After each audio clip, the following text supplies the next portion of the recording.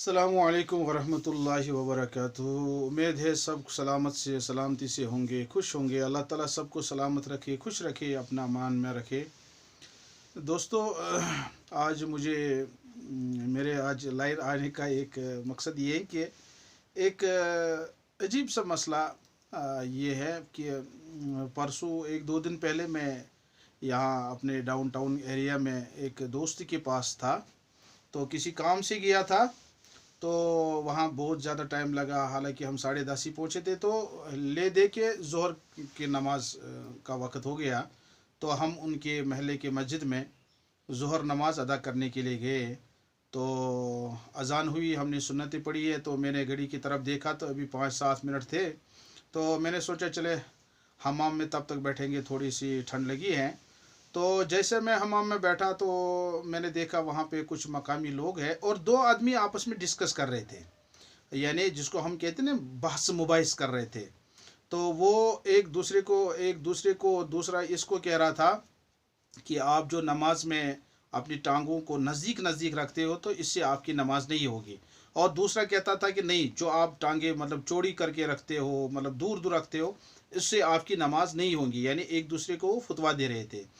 तो ये मैं भी वहाँ था। तो इस असना में तो जमात की नमाज हो गई, तो हमने जमात अदा की तो चले गए। तो बाद में मुझे एक लतीफ़ा याद आ गया इस पे। वो हकायत ये है कि एक दूर दराज का आदमी है था कि वो शहर में आ गया। मान ले मतलब कहीं से आ गया, तो वो भटमालों में आ गया। हम समझे भटमालों की मिसाल देंगे हम। तो भटमालों में आ गया तो रमज़ान का महीना था। हम सब जानते हैं रमज़ान के रोज़े फ़र्ज़ है हर बालिग मर्द पे, औरत पे। जो उसमें जो बीमार होगा या सफ़र में होगा तो वो उस टाइम छोड़ सकते हैं, लेकिन बाद में उसकी कज़ा कर सकते हैं। लेकिन बहरहाल अगर कोई उज़्र नहीं है और तो फिर नमाज रोज़े जो जो रोज़ा है वो फ़र्ज़ है। यानी जो इस्लाम की बुनियाद है, जिनको हदीस में आया है इस्लाम की बुनियाद 5 चीज़ों में है, तो उनमें से रोज़ा भी फ़र्ज़ है।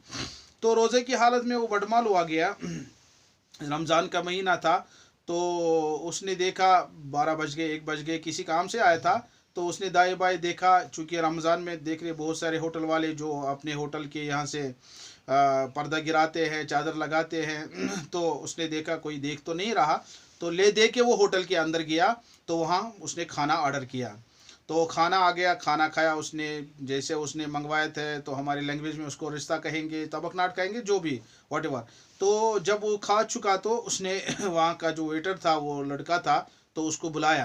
कहा बेटा वो स्टिक लाओ, जिसको हम कहते हैं कश्मीरी में दन तुज लाओ। तो वो गया लड़का, तो वहाँ से इत्तेफाक से वहाँ के जो वो स्टिकर्स वो दन तुज थे, तो वो डिब्बा वो ख़त्म हो गया था। तो वो वापस से आकर वो उसने कहा अंकल तो सॉरी कि वो तो हमारे पास नहीं है, तो वो ख़त्म हो चुके हैं। तो उसको बड़ा गुस्सा आ गया, बड़ा गुस्सा। उसने ज़बरदस्त उस पर चढ़ाई की है कि ये कोई मुसलमानियत है, ये कोई आपको एहसास नहीं है, ये मुसलमान होटल है, आपको पता नहीं है हम मुसलमान हैं। और खाने के बाद दिन तुझ करना ये सुन्नत में से है, ये सुन्नत है। तो बड़ी उसको वाज पड़ी, इस पे सुन्नत है, ये ज़रूरी करना चाहिए वगैरह वगैरह। और वो लड़का खड़े खड़े वो सुन रहा था। जब इसने अपना टॉपिक ख़त्म किया तो क्लोज़ किया, तो उसके बाद वो लड़का उसको बोला कि चाचा मुझे बताइए, आप कह रहे हैं कि ये जो दिन तुझ करनी है ये सुन्नत है, लेकिन मुझे बताए दिन दहाड़े आपने खाना खाया है, रोज़े को आपने ज़बह किया है, रोज़ा फ़र्ज़ है, फ़राइज़ में से आपने रोज़ा कज़ा किया, आपने रोज़े में दिन दहाड़े खाना खाया, तो आप सुन्नत की बात कर रहे हैं। तो अब बहरहाल हुआ क्या नहीं हुआ तो वो अलग बात है।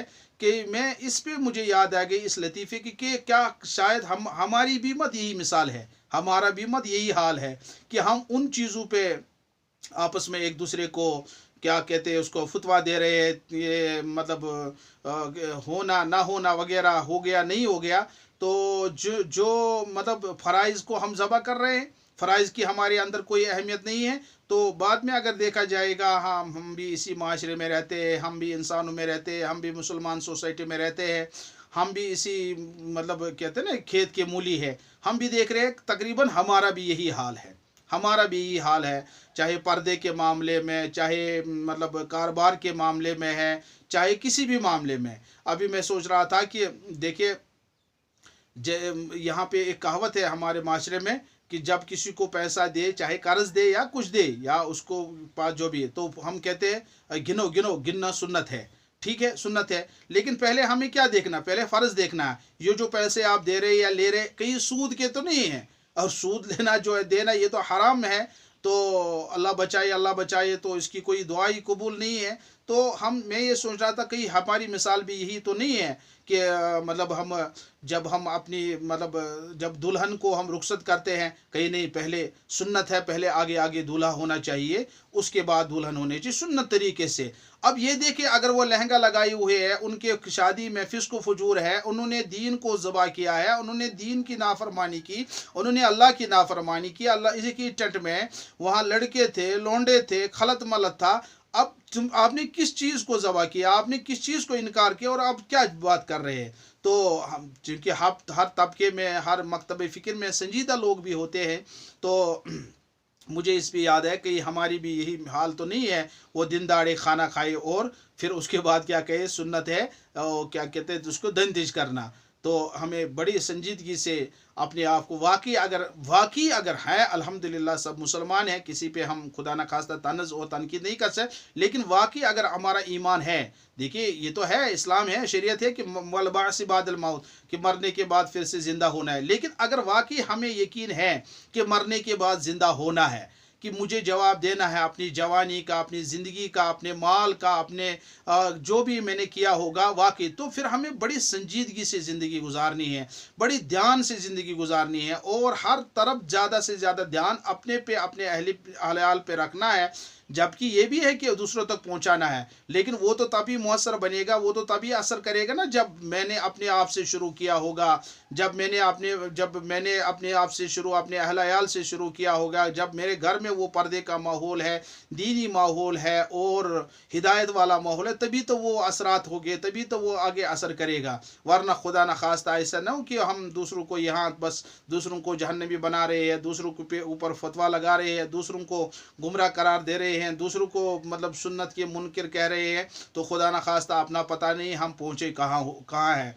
तो इसलिए हमें बड़ी संजीदगी से तो आखिर में एक किताब में वाकई लिखा है कि एक ताबी था, तो नाम इस वक्त मुझे दिमाग में नहीं आ रहा उनका, तो कहा उनने 40 साल तक हंसा नहीं, 40 साल तक। तो किसी ने कहा हजरत आप क्यों नहीं हंसते, कहा मैं क्या हंसूं, वो शख्स क्या हंसे जिसको अपना अंजाम का पता नहीं है। देखिए संजीदा लोगों का यही ज़िंदगी होता है, उनका वतीरा, उनका तरीका यही होता है, वाकई जिनको आखिरत की फिक्र है उनका है। कहा मैं क्या हंसूं जबकि मुझे अपने अंजाम का पता नहीं है। बहरहाल वो मस्जिद का इमाम भी था, तो वो एक मरतबा फजर की नमाज़ पढ़ा रहा था, तो उसी नमाज के दौरान उनका इंतकाल हो गया। तो इंतकाल हो गया, उसकी लाश को घर पहुंचाया गया। जब गुस्ल देने लगे, ये बहुत बड़े आलिम से मैंने ये वाक़या सुना है, बहुत बड़े आलिम से, जब गुस्ल देने लगे वो खिलखिला के हंस रहे थे, और जब तक गुस्ल दे रहे थे उसको तब तक वो हंस रहे थे। जब कफन में रखा गया, कफन बंद किया, हंसना बंद। अब तो है ना, देखिए जिनको पता नहीं अभी अपने अंजाम का क्या है, वो दूसरों को क्या कैसे कह सकते हैं ये आप ठीक नहीं है, इस तरह से नहीं है, इस तरह से नहीं है। तो आप असल में देखना है ना, कश्मीरी में कहते हैं ना, अभी उनका वर्ड चेस तुलने, अभी हमने क्या अंजाम देखा है, अभी पता नहीं, खुदा ना खास्ता अभी हमारी एग्ज़ाम मतलब ईमान के कितने इम्तिहान हैं, क्या हम उन इम्तिहानात में पास हो जाएंगे, नहीं हो जाएंगे। तब तो हो जाएंगे जब हमें वाकई अल्लाह पे ईमान है, जब वाकई हमें अपनी फ़िक्र है, जब वाकई हमें लग रहा है जन्नत जहन्नम हमें सामने लग रहा है, अल्लाह के नबी सल्लल्लाहु अलैहि वसल्लम की बातों पे, अल्लाह के नबी सल्लल्लाहु अलैहि वसल्लम के फरमोदात पे, अल्लाह के नबी सल्लल्लाहु अलैहि वसल्लम के हदीस पे हमें वाकई जो मतलब यकीन है, ईमान है, तब तो हम अपनी फ़िक्र करेंगे। अल्लाह तबारक ताला मुझे भी आपको भी कहने सुनने से ज़्यादा अमल की तौफीक अता फ़रमाए, और अल्लाह तबारक ताला हम सब को अपने ईमान की, अपने अहल अयाल की, अपने माशरे की और मुस्बत तरीके से फ़िक्र करने की तौफीक अता फ़रमाए।